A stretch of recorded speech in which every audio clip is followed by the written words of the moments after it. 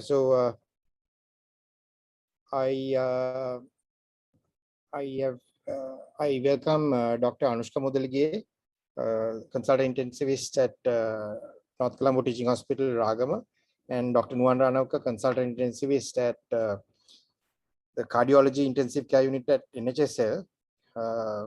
They are experts at managing critical ill patients, and I thought they would be very useful resource persons for this session. So, Anushka, Nuwan, are you on? Yes, I can hear you. Hi, Anushka. Anushka, are you there? I'm here. Yes, I'm here, sir. Yes. Fine. I'm going to combine the basics in blood gas interpretation with a case report, and Anushka and Nuwan can come in at any point. And students, you can also ask any questions that you have. Don't send messages, just you can interrupt the presentation and ask questions at any point. Okay, so the basics, as with any clinical scenario, assessment of the patient is very important. Though this is a presentation or discussion on blood gases, I think we need to remember that we are managing the patient. So assessing the patient becomes very important. We treat the patient, not the blood gas report. So assessing the patient in terms of history, what the acute problem is, how the problem has progressed up to the current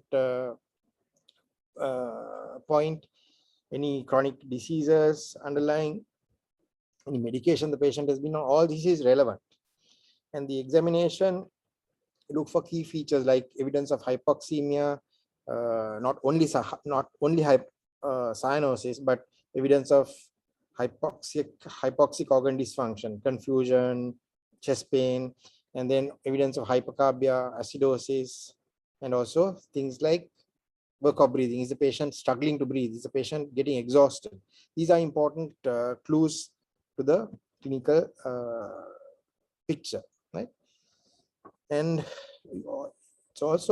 it's very important to find out whether you are looking at arterial blood gas or a venous blood gas. And also, before you do a blood gas, if you're doing the blood gas, you need to think, okay, what information do I need? And would I get what I want from arterial blood gas, or would it be a venous blood gas that is required? And also try to think, okay, what would I see in this blood gas? So it becomes a learning exercise all the way through. Nuwan, Anushka, could you add anything to this, please?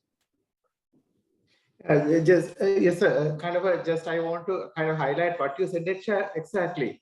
That there are, just want to reiterate the things. Just there are actually two golden rules. One of them is very relevant here, as you said, sir. That I just want to highlight the fact. The first golden rule that you should never attempt analyzing a blood gas without knowing the patient's history, because there are a whole lot of information where you can go wrong and you get some assumptions if you don't know the history. So the first golden rule in ABC analysis is that you should know the history. So just want to highlight the fact that the golden rule, never assess the blood gas without knowing the history. Just want to highlight the facts. Okay, all right. So when you get a blood gas, I think it's you can interpret it or look at it any way you like, but if you look at the hypoxia, or try to quantify the hypoxia, trying to find causes for this hypoxia, remember that hypoxia kills very rapidly. So you don't need to wait for a blood gas to find out if a patient is hypoxic. You have a pulse oximeter which is readily available, clinical signs which suggest hypoxia. So all that can be used supplemented with the blood gas report, right? On the blood gas report, you get a P simple AO2, which is the partial pressure of arterial oxygen. You get a S simple AO2, that is a saturation of arterial oxygen. And if it's a central venous blood gas, central venous CV, the saturation in the central venous blood gas becomes important, right? So these are the things that we would look at in blood gases in relation to oxygenation and hypoxia, right? Also, if you look at these two examples, patient A and patient B, could somebody tell me which patient looks to be having the better oxygenation in terms of partial pressure of oxygen? Students?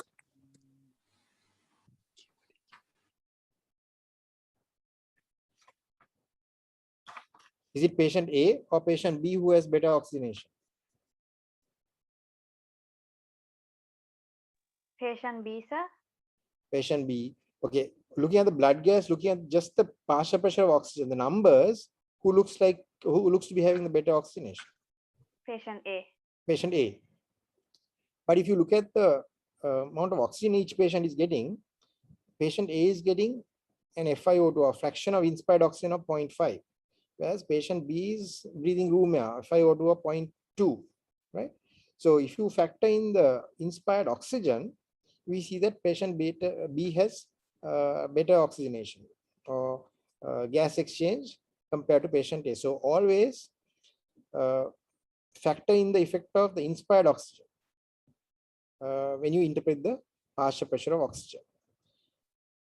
And also remember the oxygen cascade, the changes in oxygen partial pressures from the lung to the mitochondria, how the oxygen partial pressures gradually decline from the alveoli to the mitochondria.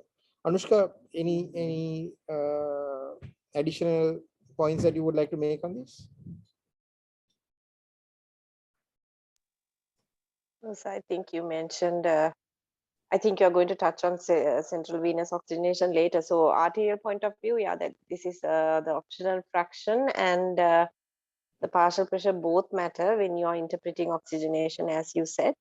And I don't think we are talking about the A gradient here. Is it, sir? No. Not yet. Not yet. Okay. Yeah, then that's it. Yeah. Okay, so arterial blood gases are useful to interpret to quantify the oxygenation, right? We use the central venous blood gases to assess the balance between oxygen supply and oxygen tissue demand. We'll discuss that later, right? Any questions from the students?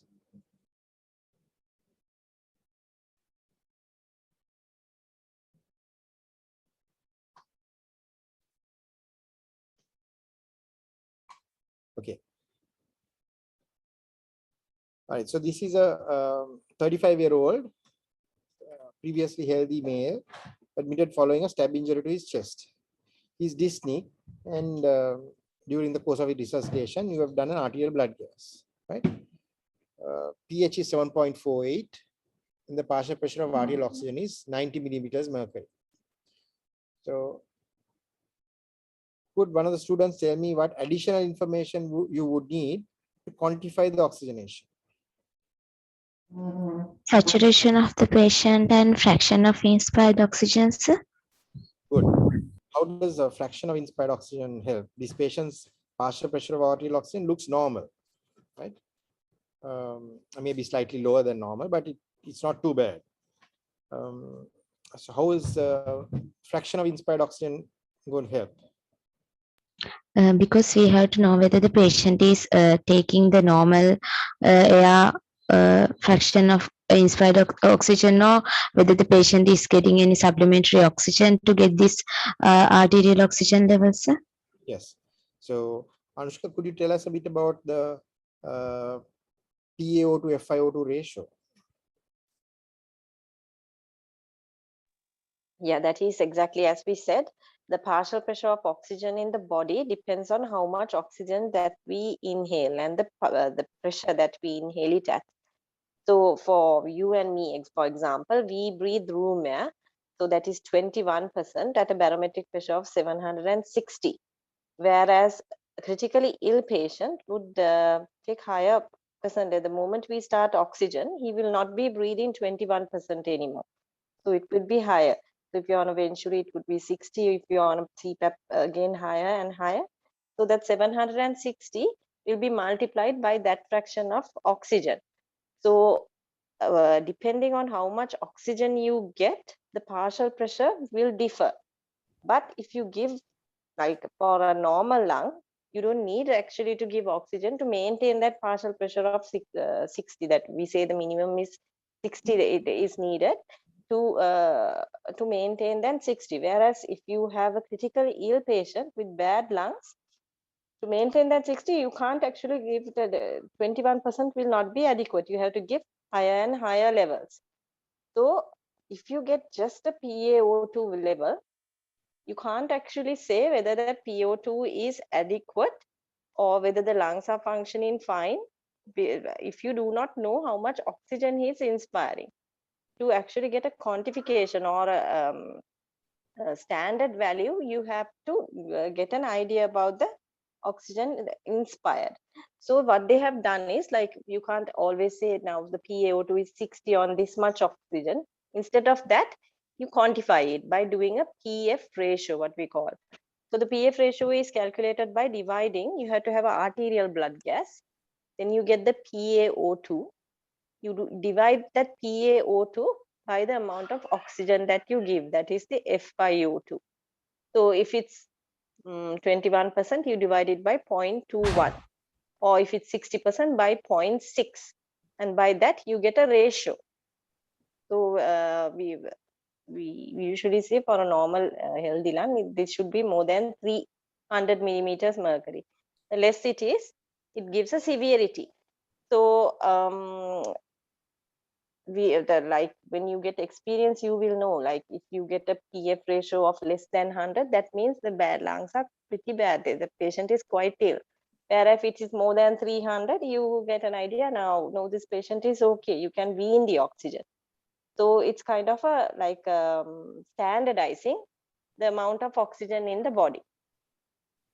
Am I clear? Students, any questions on this, the PF ratio?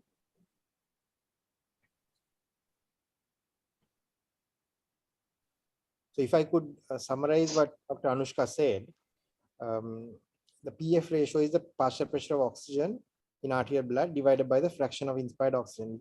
The fraction of inspired oxygen is given as a decimal. So if your patient is breathing 50% oxygen, the fraction of inspired oxygen or FiO2 will be 0.5. So if this patient here, this patient with a stab injury was on 50% oxygen, his FiO2 will be 0.5. His arterial partial pressure of oxygen is 90 and FiO2 is 0.5. So the PF ratio would be 450.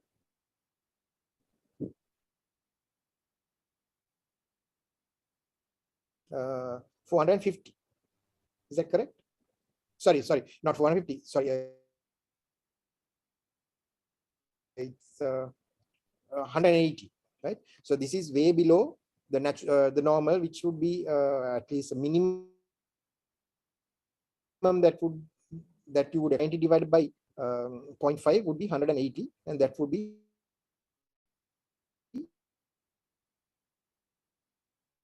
that would indicate that moderately hypoxic, right? So could somebody tell me how you would explain this reduced partial pressure of oxygen? Patient is breathing 50% oxygen or FiO2 0.5, but despite that, his partial pressure of arterial oxygen is 90. How would you explain this?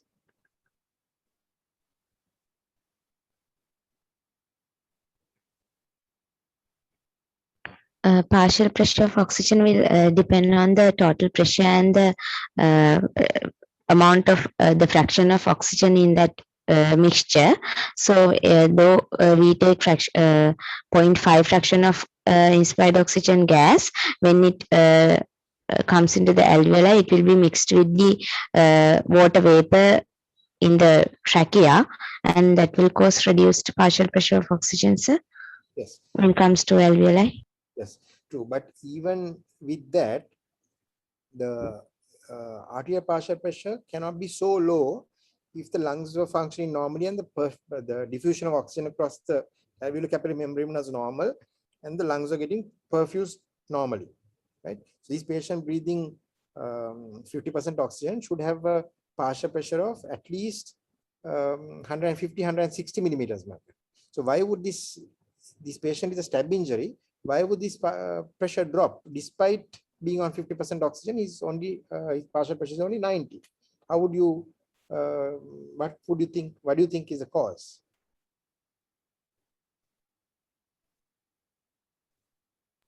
There may be a ventilatory failure due to this stab injury, and there will be the respiratory movements will be not so efficient, sir. Could be. Good. What else? So let's say this patient, you when you examine the patient, you find that his respiratory is 30 per minute. His the left side of the chest, the side with the chest injury is moving less than the right side, and the trachea is also shifted to the right side. What do you think is going on here?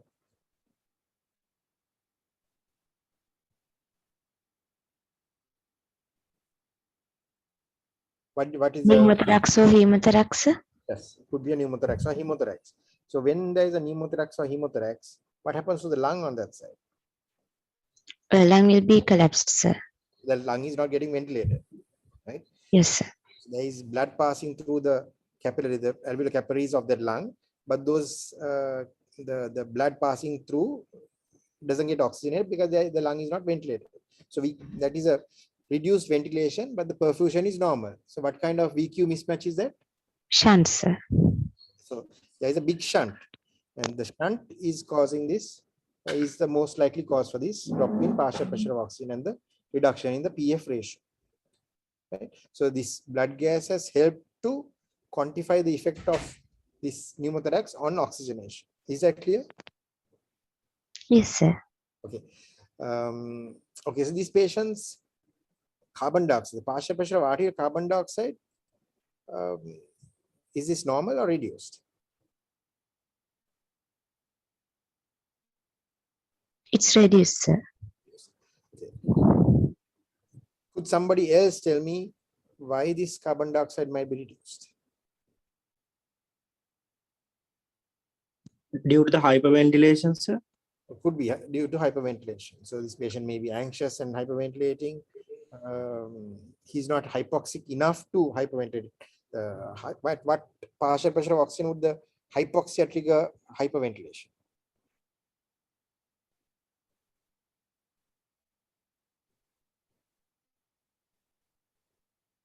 At what partial pressure of oxygen or PaO2 would the hypoxia be the stimulus for respiration?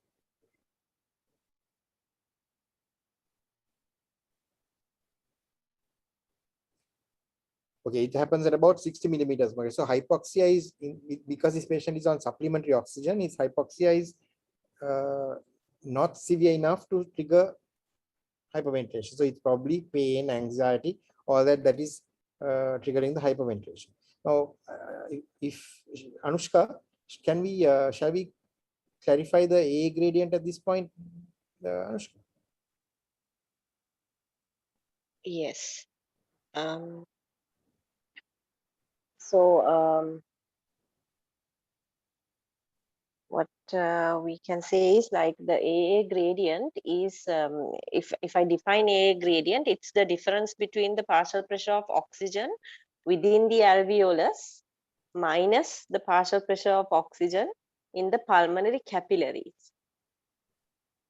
So whatever, what again, the alveolar partial pressure of oxygen minus the partial pressure of oxygen in the pulmonary capillary. So inevitably that means there is a difference. The alveolar, the capillary partial pressure of oxygen will never be equal to the alveolar partial pressure of oxygen, because there's always going to be some sort of a diffusion effect. Because 100% of the oxygen will not diffuse from the alveolus into the capillary. But this difference or the gradient is very small. It says it's about 5 to 10 in a normal healthy adult who's breathing room air, because our diffusion is that much effective.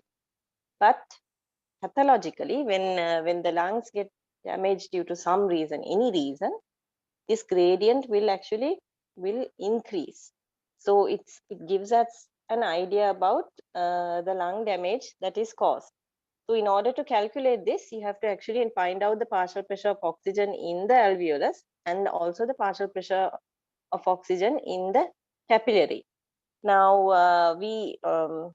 it's again like the PF ratio, the AA gradient also is a kind of uh, uh, an indicator of oxygenation in the body.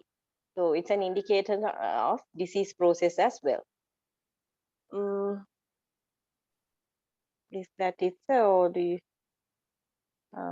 Yes. So the medical student who answered the question said that the patient is breathing atmospheric oxygen or atmospheric air. So that's 21% oxygen, right? And atmospheric pressure is 760. So the atmospheric oxygen partial pressure will be what, 150 millimeters. If you remove the allow for the effect of water vapor, the partial pressure in the alveolus, the partial pressure of oxygen in the alveolus will be about 110 millimeters mercury. Right? So that is your partial pressure of alveolar oxygen. But this patient's arterial partial pressure of oxygen is 90 millimeters mercury. So like as Dr. Anushka said, the AA gradient refers to this difference between the alveolar partial pressure of oxygen and the arterial partial pressure of oxygen. You have a partial pressure of alveolar oxygen of 110 and a partial pressure of arterial oxygen of 90. Right? So this alveolar AA gradient is about 20. Right? So if a patient was on room air and had a partial pressure of arterial oxygen of 90, this AA gradient of 15 to 20 might be normal. But this patient is not breathing room air, he's breathing 50% oxygen. So he's breathing not atmospheric air, he's breathing 50% oxygen. So his alveolar partial pressure will be much more, right? His alveolar partial pressure will be about 300 millimeters mercury, right? And his arterial oxygen partial pressure is 90 millimeters mercury. So what would his AA gradient be? It's about almost 200 millimeters mercury. So the AA gradient has widened. So the AA gradient widens because there is one of the reasons for this widening of the AA gradient is a shunt, right? So is that clear? Or do you need? Do we need to clarify? It's clear, sir. Anybody else with questions on this, the AA gradient?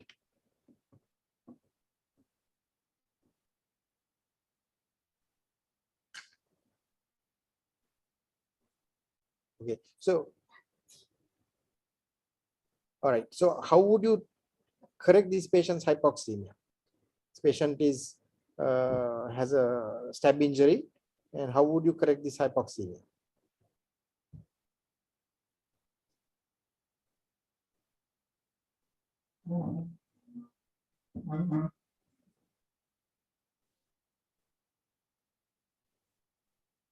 We can give him increased fraction of inspired oxygen level for inspiration, and the main thing is we have to correct the underlying factor which affect his ventilation in stab injuries.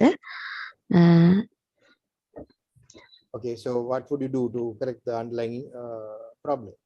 If there is hemothorax or pneumothorax, we have to do IC tube drainage or something like that to correct that, sir. So then hopefully the lung would expand and that lung would get ventilated and the shunt would get less. Yes, right? sir. We need, okay, thank you for answering the question, but we need other medical students also to get involved in this discussion. We need you to tell us if you don't understand anything. So you've got to, we can try to help you understand this better, right?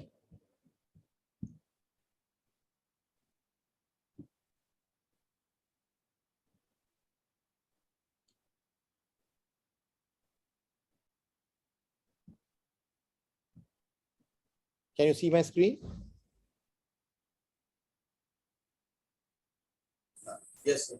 Okay. All right. So then we move on to assessment of respiration and ventilation. Nuwan, would you like to explain this respiration, ventilation, and the blood gas, the relationship to blood gases? Okay, sir. Yeah. Thing is now, unlike oxygen, oxygen. Now you heard that it's all about diffusion, isn't it? Now it was assessed whether the diffusion is impaired, how the diffusion is affected with AA gradient. There's on one side in the alveoli the oxygenation, the oxygen level in the alveoli as well as oxygen level in the blood. So that's what you meant by AA gradient. So it's all about diffusion. But the thing is, when it comes to carbon dioxide is a kind of a very soluble gas. And unlike oxygen, oxygen is a soluble, but more than that, carbon dioxide is very soluble. So therefore, the diffusion is not much of a problem when it comes to carbon dioxide. So when carbon dioxide, when you think of carbon dioxide,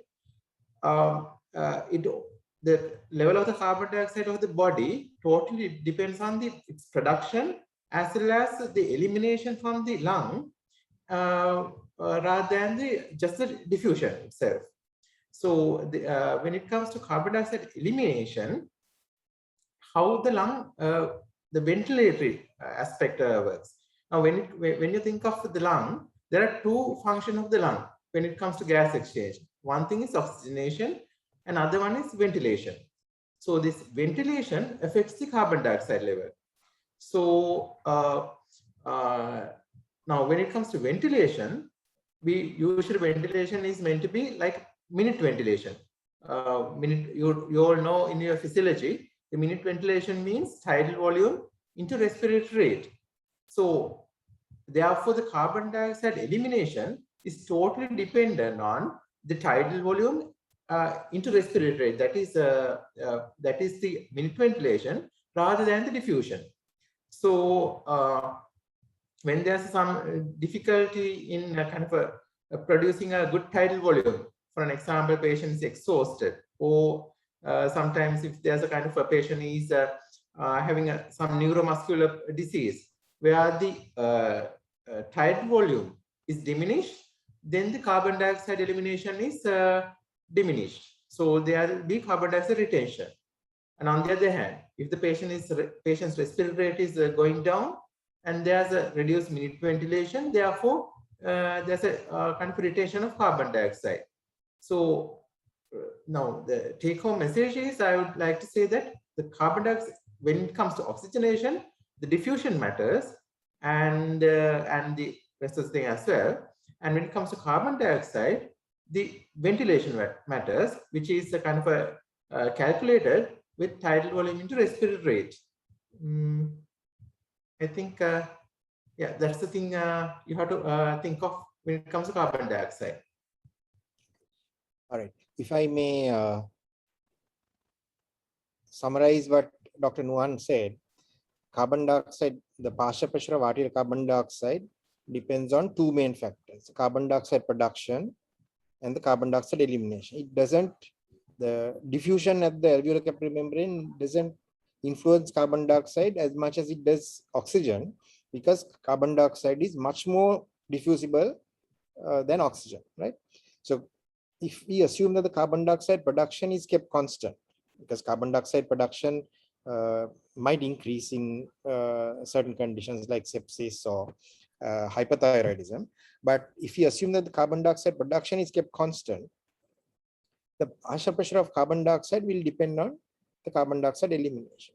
Now, the carbon dioxide elimination depends entirely on the lungs, and if you give a number to that, that is known as alveolar minute ventilation, which is the product of alveolar tidal volume and respiratory rate. So if either of these change or reduce, the alveolar minute ventilation reduces, and therefore carbon dioxide elimination would reduce. So for example, if you have a patient who's had an opioid overdose, you have given excess or too much morphine for post-op pain relief, this patient's respiratory rate, let's assume that the respiratory rate drops from 12 to 6, his carbon dioxide elimination drops by half. Therefore, the carbon dioxide partial pressure will almost double in an arterial blood gas, right? So, important thing to remember is that the arterial partial pressure is determined by the carbon dioxide production and elimination. The elimination, which is the factor which is likely to be abnormal in most instances, depends on alveolar tidal volume and respiratory rate. And any reduction in the tidal volume or the respiratory rate will result in a carbon dioxide rise in carbon dioxide partial pressure, right? Now again, as Dr. Nuan said, if a patient is getting exhausted or his neuromuscular activity is diminishing because of say hyperventilating over a prolonged period, or if the patient is trying to breathe against increased airway resistance like in bronchial asthma, he might after a period of time, and depending on how fit he is, might get exhausted, and then the carbon dioxide elimination will diminish and we see a rise in partial pressure of carbon dioxide, right? So keeping that in mind, let's look at this next slide. Okay.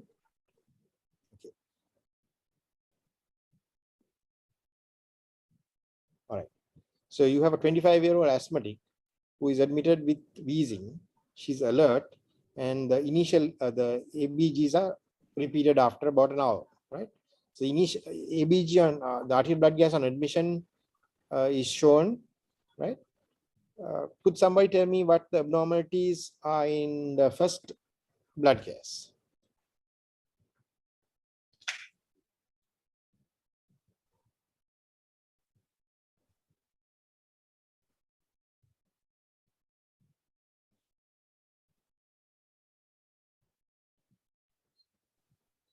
The pH is alkalosis, sir. pH is increased, and the partial pressure of oxygen is normal. Partial pressure of carbon dioxide level is reduced.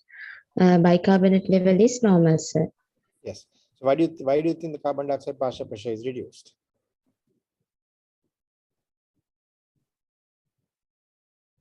We said the carbon dioxide partial pressure depends on Elimination and the production. In this case, as the patient is wheezing, an asthmatic patient, that can be due to reduced elimination, sir. the carbon dioxide partial pressure is reduced. So this patient is probably eliminating increased amounts of carbon. Increasing eliminators. Yes. Patient may be tachypnic.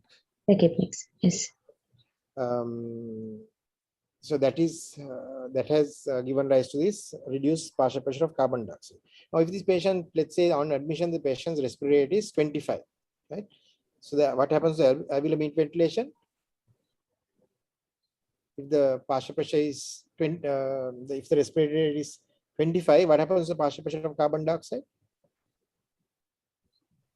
What happens to elimination? Increases. Elimination will be increased, sir. So carbon dioxide partial pressure drop, and that's reflected here. So what signs would you expect in this patient on admission? If you before you did the blood gas, what signs would you have expected to see? This patient was So the granting, there's a respiratory dyspnea. Yeah. Oh, What about, so this patient also would have been tachypnic, right, initially? And that is confirmed by this blood gas, right? This patient's hypocapnia or reduced carbon dioxide is probably a result of increased respiratory rate, right? But what happens if when this patient continues to breathe fast for 1 or 2 hours? exhaustion, sir, that will Just imagine that you're trying to breathe through a straw at a respiratory rate of 25 per minute. How easy is it to do that? This patient's airways are narrowed, it's like breathing through a straw, right? If you were to do it 25 times a minute for an hour, do you think it's going to be? Do you think she's going to find it easy to breathe like that? no, sir, she would be exhausted. She'll be exhausted. So if the patient gets exhausted, what physical signs do you expect?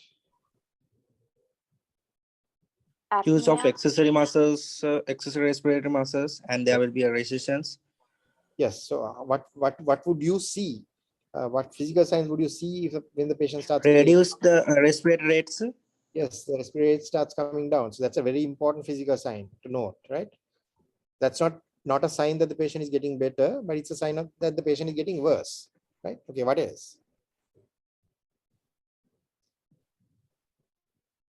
What else would happen when the patient gets exhausted? Silent chest Shallow breathing. auscultation. Okay, the breathing might become shallow, child volumes might reduce. What else would happen? Silent chest on auscultation. Maybe, okay. That's a sign of the severity of asthma, not exhaustion per se, right? So let's say we did a blood gas at that point. This patient's respiratory rate, which was initially 35, came down to 16, and at that point we did the blood gas, right? And this is what you get. pH is 7.33. So that indicates what? What does that indicate? Acidosis. Acidosis. Yes, so the alkalosis, the mild alkalosis in the first blood gas has changed to an acidosis. Oxygenation has reduced, right? A partial pressure of oxygen. Now she's on, let's say she has been given 40% oxygen. Despite being on 40% oxygen, her partial pressure of oxygen has dropped. What's happened to the carbon dioxide partial pressure? Elevated. It's increased. And how do you explain this increase in bicarbonate? As a compensatory mechanism. Is it a compensate? It could be compensatory, but what happens to the carbon dioxide that is produced in the when the carbon dioxide levels in increase in blood? What happens to the carbon dioxide? It gets buffered by Bicarbonate level will be increased. It combines with water, forms carbonic acid, which dissociates into H plus and bicarbonate. So bicarbonate levels will increase anyway. In addition, if the compensatory mechanisms kick in, then you will find the bicarbonate levels increasing further. Okay, so this patient, this blood gas confirms that this patient might be getting exhausted. Anushka, could you tell us how you would assess a patient who's getting exhausted? What you would assess for?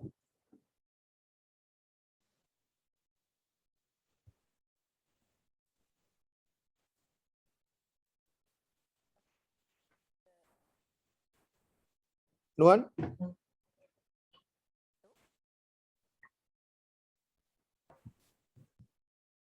Yes, now when a patient getting exhausted, one thing you can see is clinically what you can see is the patient's now the previously patient is breathing well, kind of breathing well in sense kind of having a tachypnea, kind of using extra rather extrathoracic muscles involved in this, like sternocleidomastoid and other muscles getting involved in breathing.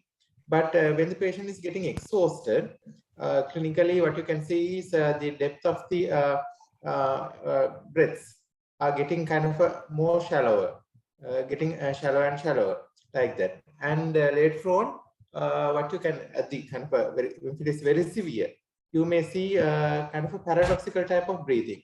If you have seen clinical patients clinically, you can see now, normally when a patient takes a breath, what will happen is lung expands and the chest cavity expands and the diaphragm pushes down. Because of that, the abdominal wall, because of the diaphragm pushing down, the abdominal wall elevates. So that's what you normally see. But what happens is when the patient is getting exhausted, there'll be a kind of a seesaw type of pattern. When the kind of when the diaphragm pushes down, kind of this abdominal wall elevates, but the respiratory muscles in the chest, that is these intercostal muscles, are not strong enough to get the chest elevated. So therefore, chest is not getting elevated, rather it goes down. So it's a kind of seesaw type of movement. So chest wall goes down and abdominal wall goes up, and then abdominal wall goes down and chest wall goes up. So it is called paradoxical type of breathing. And that will be there when it is severe form of exhaustion. And that's how you clinically assess. But if on the other hand, if you want to kind of monitor, you can check the tidal volumes or vital capacity using respirometers. But clinically at this time, usually you may not be able to do it because the patient is so exhausted and may not be cooperative enough. But if you can, that is the objective way of assessing the volumes. Yes, and also you see that the carbon dioxide partial pressure has increased. And when the carbon dioxide partial pressure is increased, that leads to an activation of the sympathetic nervous system. So, Nuwan, if you can tell us what changes you would expect in the cardiovascular system with this exhaustion. Yeah. Well, the thing is, with that, basically, tachycardic. Basically, patient will become tachycardic and because the thing is, it's a kind of additional stress to the hemodynamics. So the patient will become tachycardic and mainly sometimes because of associated carbon dioxide rise and the hypoxia, the patient's cardiac function diminishes, and because of that you may get hypotension. So all those type of cardiovascular disturbances appear when the patient is getting exhausted. So if I may summarize, you have this asthmatic who comes in. On admission, she seems to be compensating. She's breathing fast, and that is confirmed by the hypocapnia on the blood gas. But she cannot maintain this increased work of breathing. We talk about work of breathing, which indicates the energy or the work done to overcome this resistance to breathing because of the narrowed airways.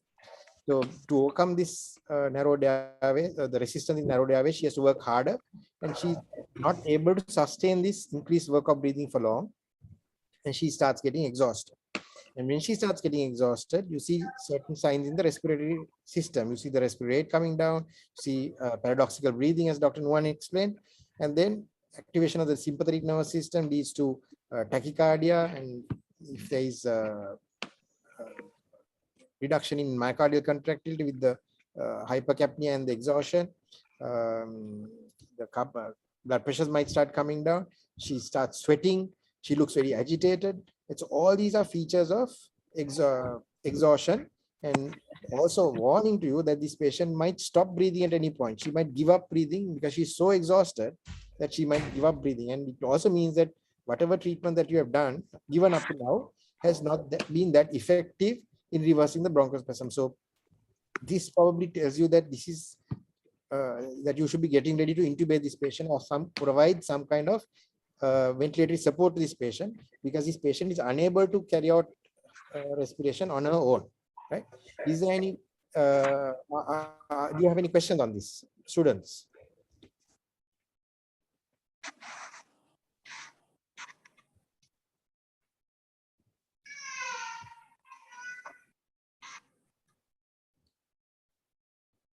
Okay, let's go to the next section. Right. So we've talked about oxygenation, we talked about carbon dioxide and ventilation. We move to the next part of the blood gas report, interpretation of derangement of acid and acid base, right?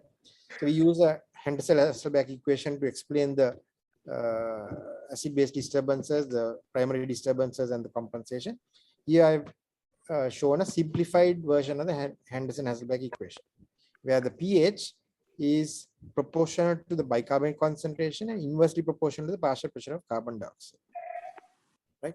So if you this ratio between bicarbonate and carbon dioxide maintains a pH. Right.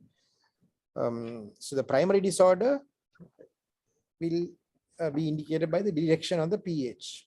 So if the pH, if we assume that the normal pH is 7.4, in the blood gas, if you find a pH of 7.2, the primary disorder is most likely to be an acidosis because the pH has reduced, right?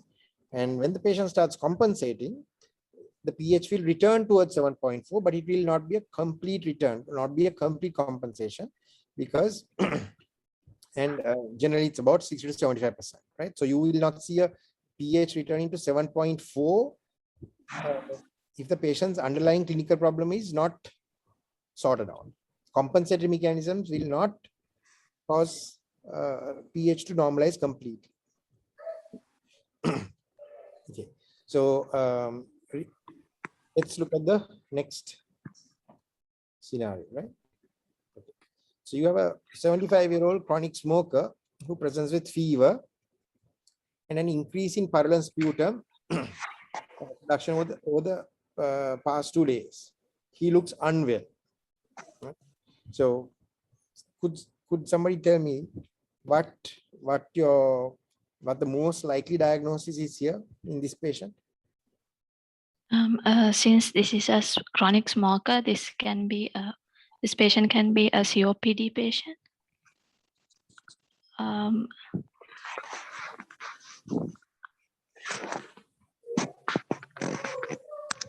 Okay, so this is exacerbation of COPD.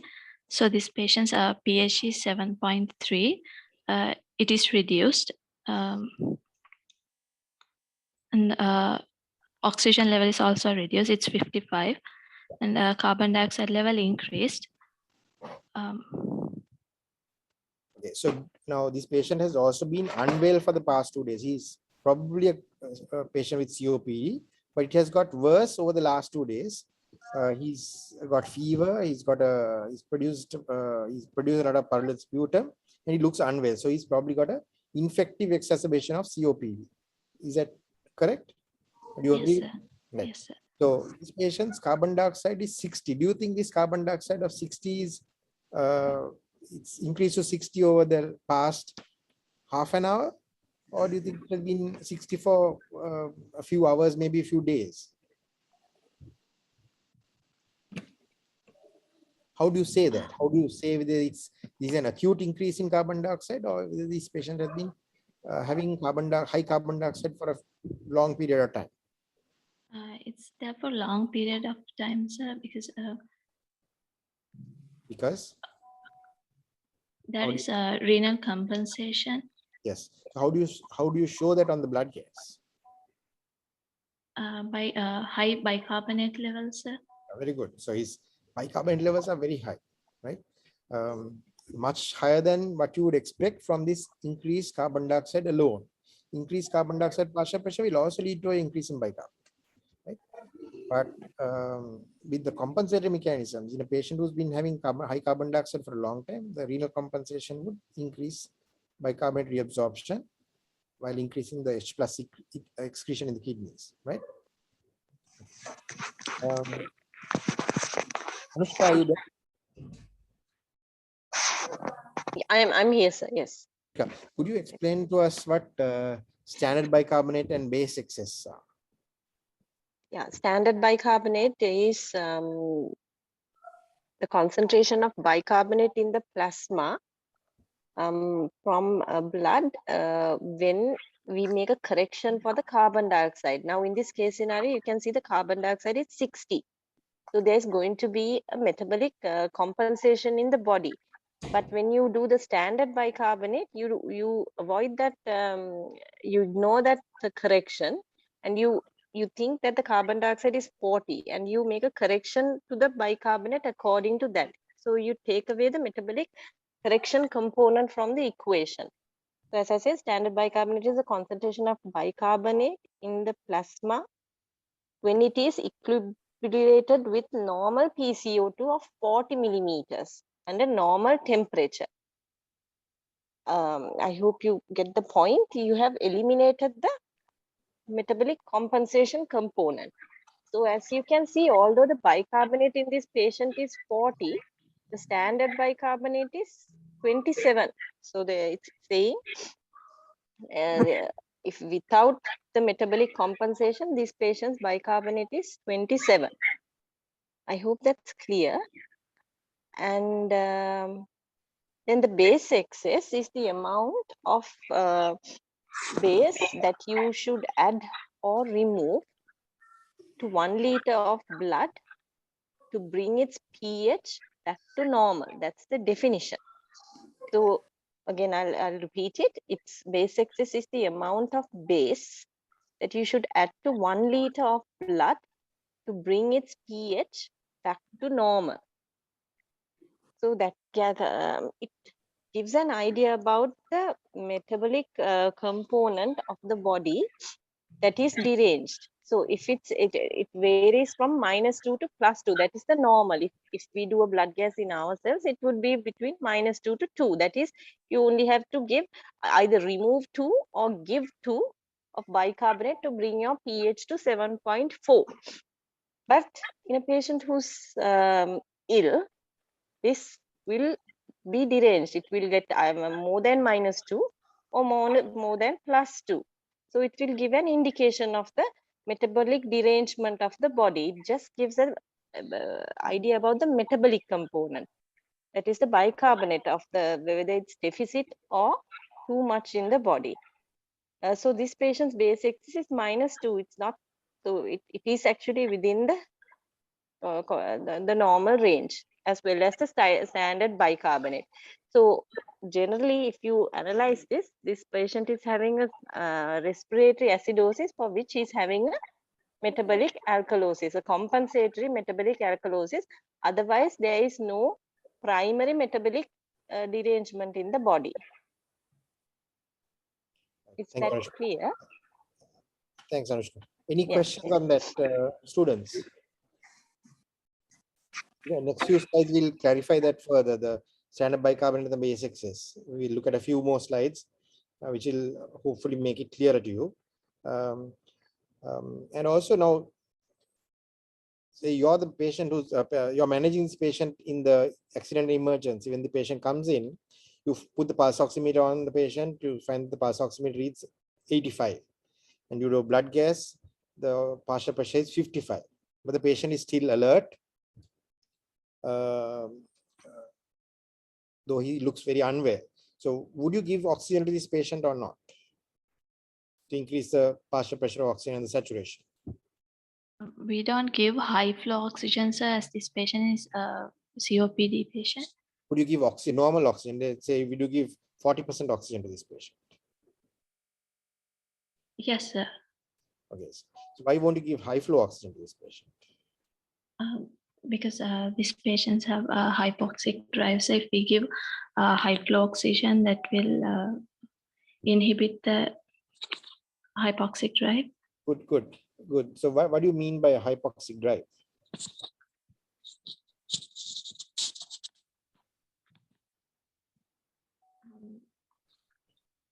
The respiration is maintained by low level of oxygen. Yeah. If this patient was not a did not have COPD and he was otherwise healthy, what would drive respiration? What would be the stimulus for the respiratory center?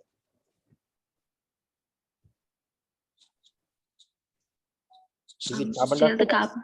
carbon dioxide, sir. Carbon dioxide. But this patient has elevated carbon dioxide levels chronically. So what happens to the respiratory center, the sensitivity of the respiratory center to carbon dioxide?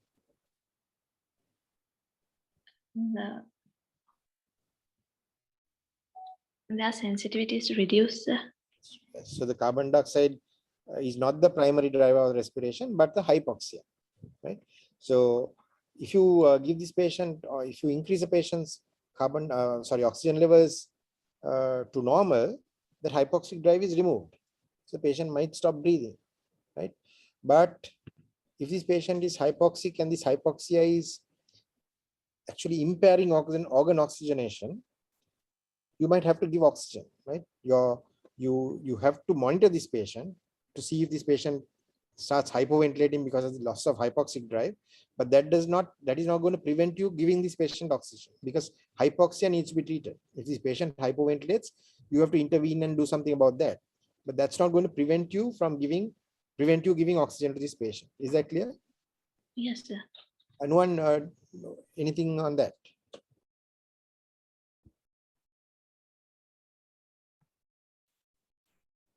That's basically it's isn't it? About giving, about Yeah. being concerned about abolishing the hypoxic drive and not giving oxygen to hypoxic patient. What do you think of it? Yeah, that's the thing. So one thing you should remember is that the main thing which kills the patient is hypoxia. The hypercapnia or the high carbon dioxide level will not kill the patient immediately, but rather the low oxygen level, hypoxia, will kill the patient definitely. So therefore, you should, if you are too much worried about carbon dioxide and thinking that you should not give oxygen, that's again you're harming the patient.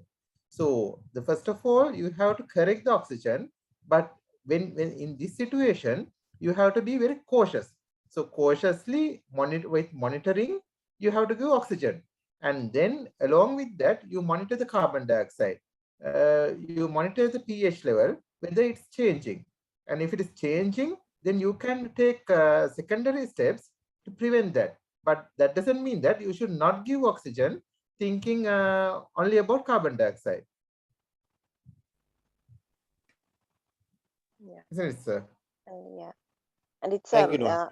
yeah, it's a Um, good physiological point. If someone asks you about the respiratory regulation of regulation of respiration in the body, I think that this question like covers it all, because as you said, sir, carbon dioxide and pH are the first and the most important components that control respiration, that is to the chemotaxic agent in the brain, in the brain itself. So carbon dioxide diffuses into the brain and it causes a change in the pH that will stimulate the respiratory center. But with time, what happens is when there's high carbon dioxide levels in the brain, the carbonic anhydrase increases and it started forming bicarbonate inside the CSF, and thereby it brings down the pH to normal. So although the carbon dioxide is elevated in the blood, because it's now no longer elevated in the brain, the chemotaxic center will not get activated anymore. So usually the oxygen triggers breathing later on. I mean, it has to drop to at least 60 for the respiration to be triggered. Now that happens in the aortic bodies. It's not in the brain, it's actually in the aortic and the carotid bodies. But now, since carbon dioxide is not regulating respiration anymore, respiration, like the ventilation, falls. It reduces to such a level that the oxygen actually starts getting reduced now. So that 60 millimeters of mercury will be reached now. So from that point onwards, that is the trigger for the respiration. So the moment we give oxygen, the aortic body and the carotid body will no longer get stimulated, and the patient will start hypoventilating, because now even the carbon dioxide, the pH or the oxygen, nothing will trigger respiration. So it's a good like kind of a basic sciences kind of a question. A physiology of respiration is touched in this question. I just wanted to highlight that. Yes. So, Anushka, if you have a patient like this coming in to the ETU, what would be your targets for oxygen and carbon dioxide, and how would you achieve that? I would go with the clinical parameters, the saturation, the respiratory rate, and the use of accessory muscles. Now, in a chronic COPD patient, I would go with the saturation. I mean, as long as the saturation is around 88 to 92, and the patient's GCS, that is the state of consciousness, is okay, I'm happy with that. So I would, if the saturation is maintaining by itself more than 88, I wouldn't give oxygen actually. But if otherwise, if it's less than that, I would start with low flow oxygen, like 28%. And the carbon dioxide, now these patients are chronically having elevated carbon dioxide. So again, whether we are going to give him ventilatory support, again will depend on the clinical parameters. As you said, if the patient is getting very restless kind of and sweating and having reduced conscious level and like getting very tachycardic and hypertensive, at that point we might have to give some ventilatory support by some means. But otherwise we will have to accept the carbon dioxide rise as well, which is normal. So it's going according to the clinical parameters. It's not, rather than treating the numbers itself, you go according to the clinical parameters and treat, isn't it? I mean, Yes. So students, yeah. that's a very important point that Dr. Anushka made. It depends on your clinical assessment, right? So you have this COPD patient who's coming with an acute infective exacerbation, right? And if the patient is alert and there is no evidence that the hypoxia is actually affecting his organ function, you might not need to increase his oxygen that much. You might not need to achieve normal saturation, which is you won't try to achieve saturation of 9800 in this patient, right? You probably be happy with the saturation of 88 because he's used to this and there is no evidence of organ hypoxemia. With carbon dioxide, again, the carbon dioxide he may be used, this may be his normal operating range, 60, right? But if he has features of hypercapnia, or if he looks like he's getting exhausted, then we might have to intervene to assist his respiration, right? So quite often, but what happens in ETU is patient's saturation is low. You know that the patient is a COPD patient who probably has a hypoxic drive. You put the patient on oxygen, supplementary oxygen. His oxygen levels don't increase to 96, but you don't need to achieve 96. You don't realize sometimes you don't realize that this patient doesn't need 96. He should be fine with a saturation of 88. So this patient doesn't need high flow oxygen followed by CPAP. All that might make things worse sometimes. So the clinical assessment and monitoring this patient very closely, that's more important than actually trying to achieve normal oxygen and normal carbon dioxide in these patients. Right? And so that just want to highlight the other fact that in this patient with COPD, especially this carbon dioxide, as Dr. Anushka said before, the carbon dioxide level is in fact irrelevant, but even guidelines define the management depending on the pH, not the carbon dioxide, because as you all know, carbon dioxide is chronically high and it is compensated. So if the pH is dropping, that means you are losing the compensation.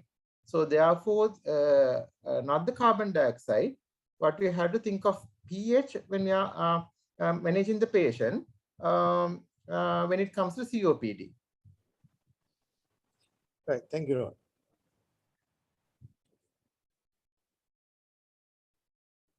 Okay, so this is a patient who's, let's say, been treated in the ward for chronic pancreatitis. He's in severe pain and he's been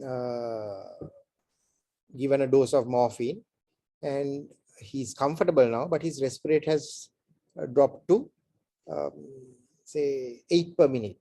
He's comfortable, sleeping comfortably. We do a blood gas on this patient. His pH is 7.28, PCO2 is 45, and his bicarbonate is 28, right? But this continues. He's maintaining saturation. He's fairly comfortable. But say 6 hours later, you repeat the blood gas and you find that blood gas, the pH seems to have improved. It's gone up to 7.34, but his carbon dioxide is now 50, right? And the bicarbonate is also increased. How do you explain this? I think we've touched on this before, but quickly, if somebody could explain this quickly.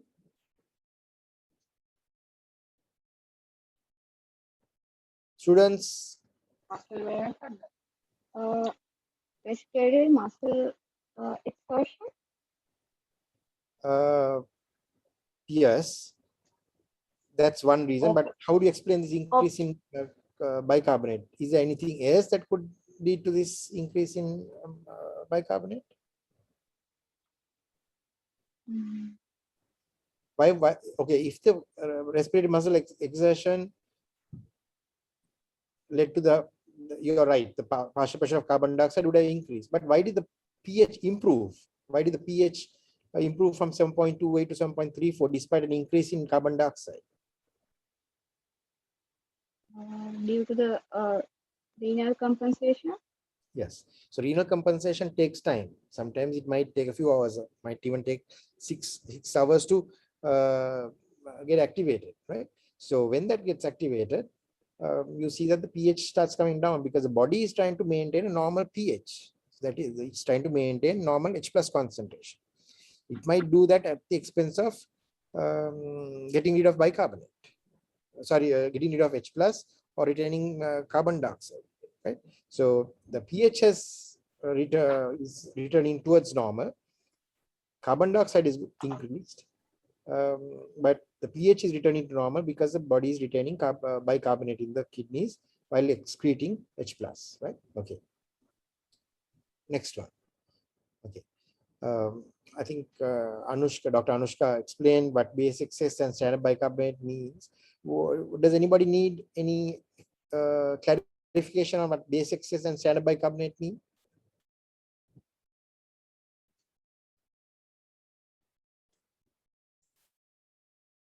Questions on this? So both these base excess and standard bicarbonate are measures of the severity of metabolic derangement, metabolic acidosis or alkalosis, right? So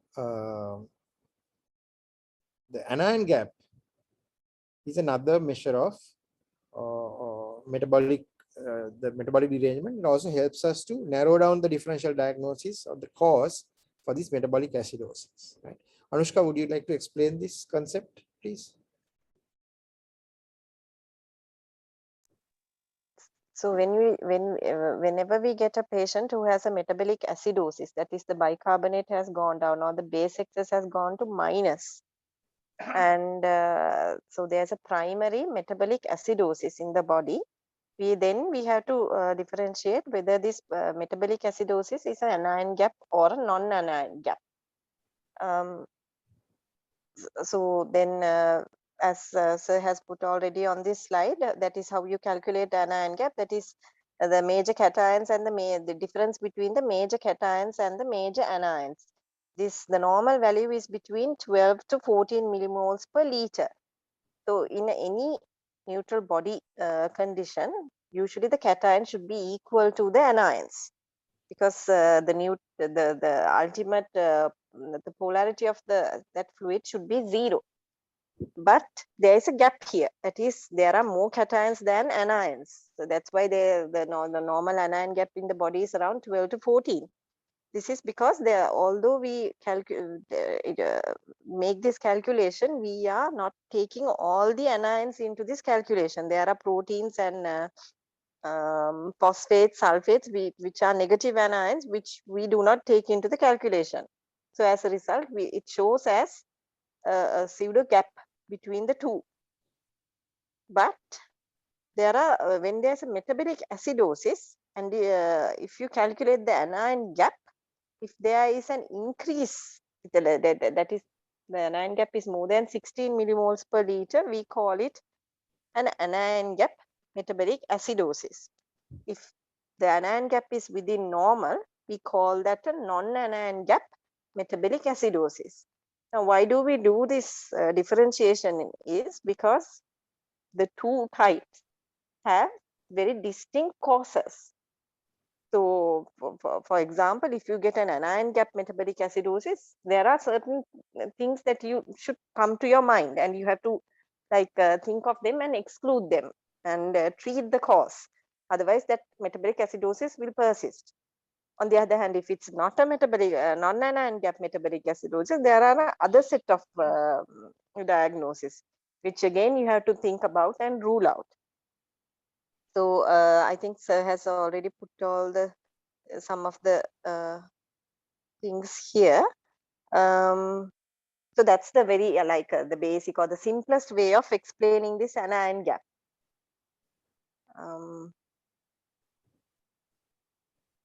Thank you, Is there anything more? So yeah. I mean, I that's enough for this level, no? So, or do you want me to explain it more? That's It will get complicated. Yeah, exactly. so the final question, I think. Could one of the medical students go through this case scenario and the blood gas report, please?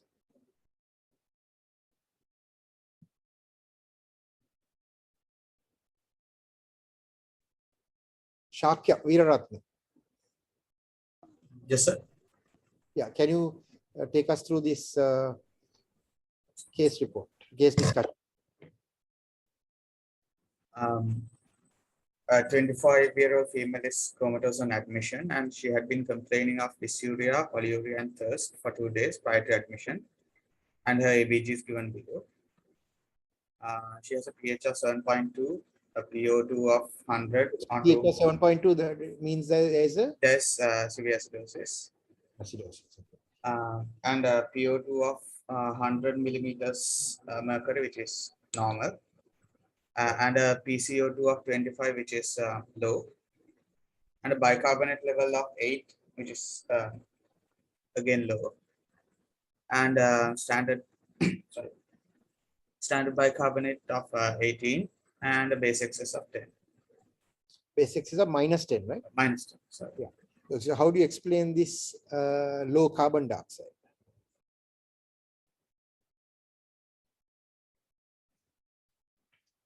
She has respiratory compensation for metabolic acidosis. Yeah, good. So she hyperventilates. So we discussed this earlier. Carbon dioxide depends on carbon dioxide, partial pressure of carbon dioxide depends on carbon dioxide production and elimination. So in this patient, carbon dioxide elimination has increased either by increasing the alveolar tidal volume or the respirator, or both. The alveolar mean ventilation has increased and carbon dioxide partial pressure has dropped, right? How do you explain the low bicarbonate?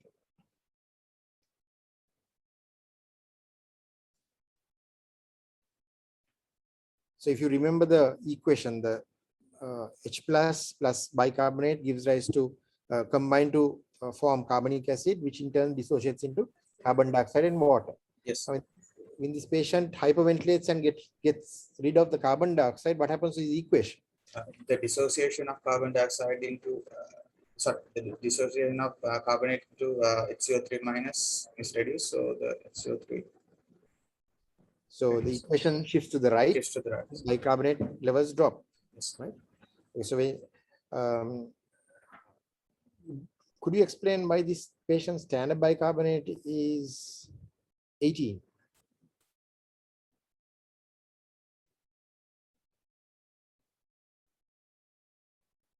That I'm not sure, sir. All right. So what about the base excess of -10? What does this base excess mean to you? It signifies whether the acid-base balance is respiratory or metabolic. Okay. So base excess indicates the severity of the metabolic component, right? And it also indicates how much base is in excess or needs to be removed to return the pH back to normal. But because this is a negative base excess, it indicates that base needs to be added to return the pH back to normal. So you need to add 10 millimoles of base to each liter of blood to return the pH from 7.2 to 7.4. So that indicates a metabolic derangement or severity of the metabolic derangement on this acid-base disturbance, right? All right.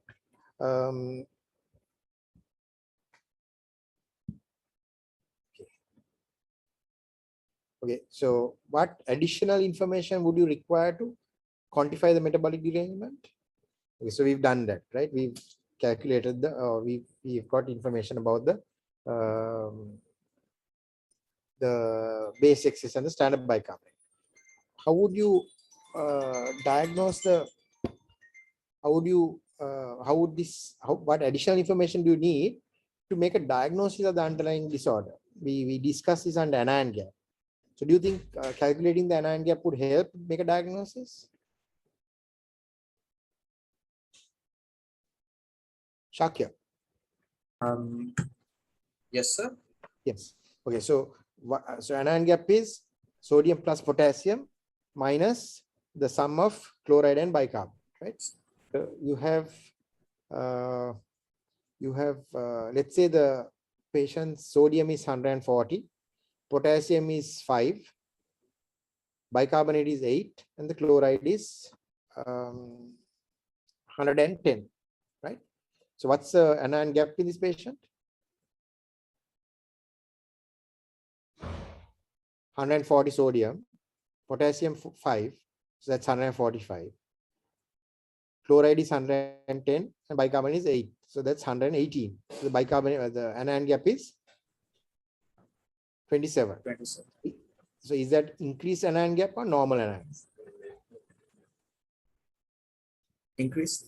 Anion gap is increased, which means that there is an anion in the circulation that we are not measuring, right? So that there is an unmeasured anion. So that is the cause of this anion gap metabolic acidosis, right? So given this history of a 25-year-old who presents comatose, she has been complaining of dysuria, polyuria, and thirst, what do you think this anion is likely to be? Diabetic ketoacidosis. So most probably keto acids, right? Which has not been measured. So if we measure the keto acids,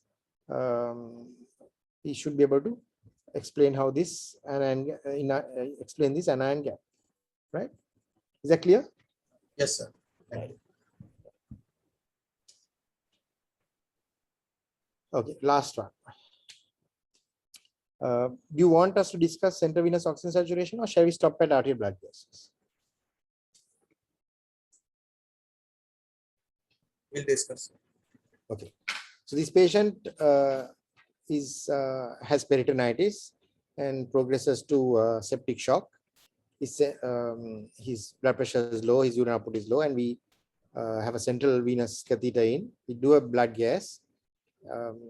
His pulse oximeter reads 100% on 50% oxygen, or 5 out of 0.5. But his blood gas saturation is 50%, not millimeters mercury. Sorry, my mistake. It should be 50%, right? So, what is the use of central venous oxygen saturation in this kind of patient?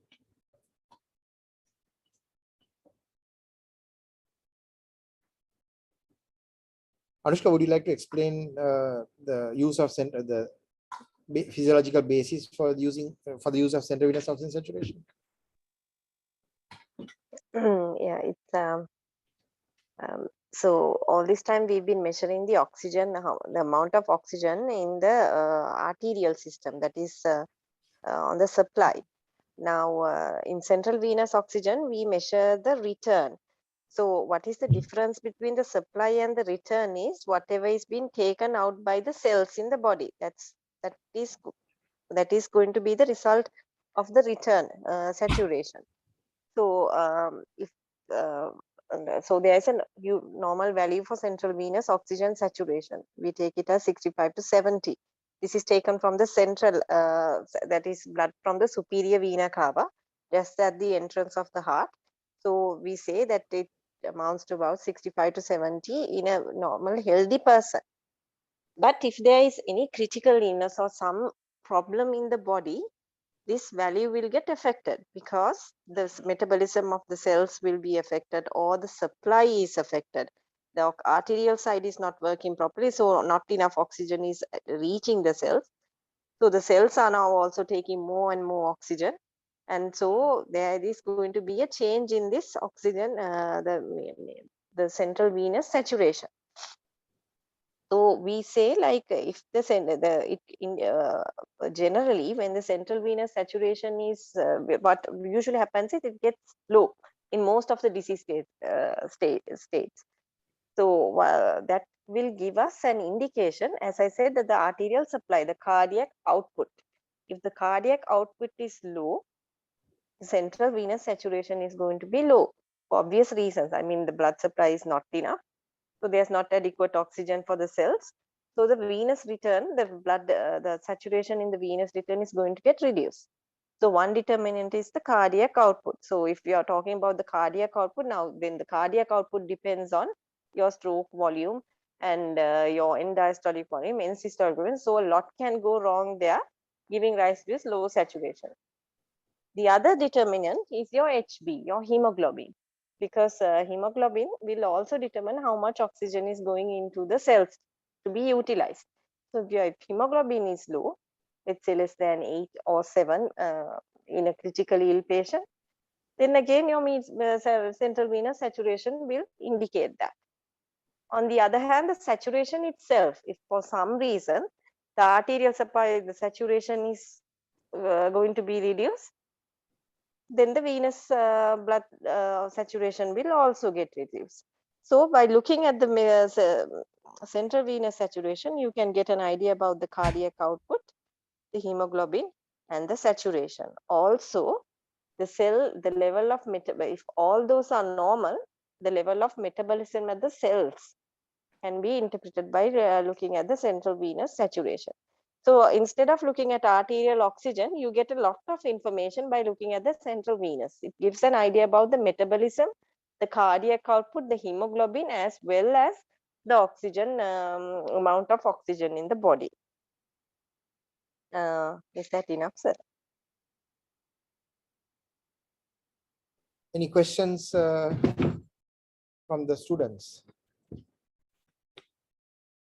Those who have been to theaters and the ICU with us would have seen that we rely on the central venous oxygen quite a lot, because it gives us a measure of the balance between the oxygen supply to the tissues and the oxygen demand of the tissues.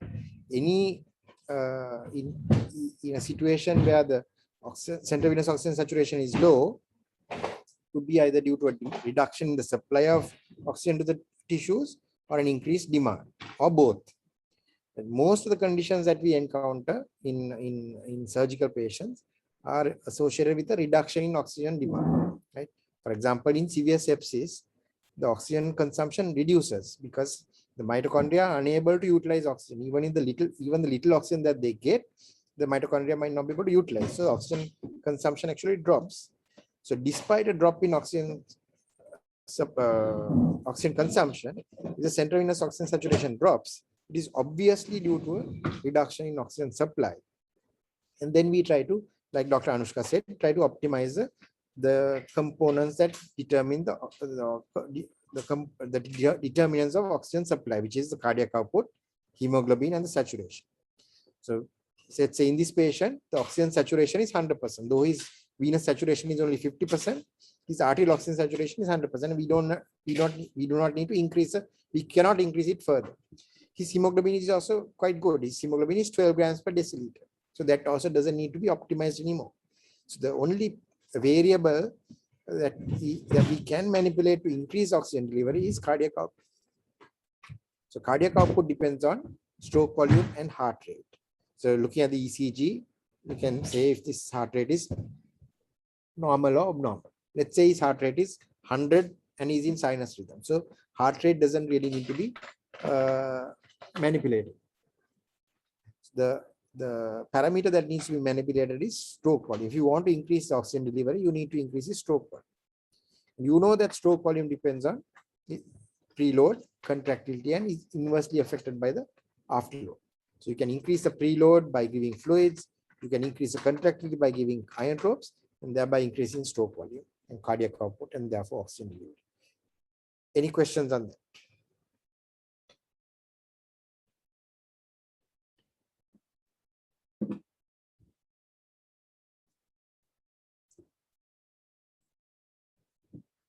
Students, any questions?